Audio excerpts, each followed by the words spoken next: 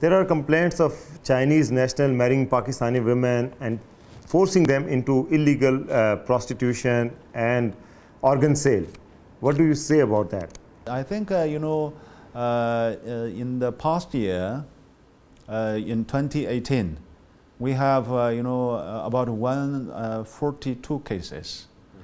Among these 142 cases, we have only a few independent, isolated cases, which, there is some problem. And we are, trying to, for this 142 cases, we have already investigated into all of these cases. We are trying to check, if there is any problem, we will try to help them.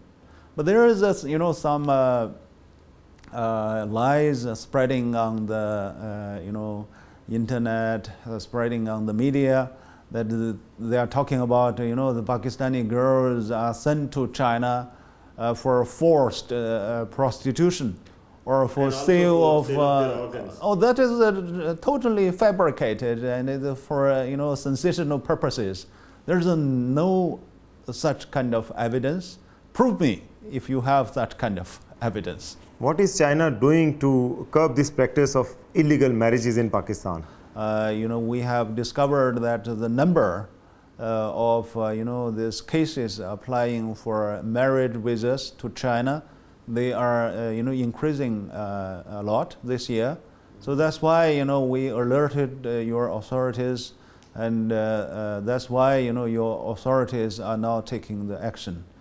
I think we should try to review the this visa policy, especially for those people.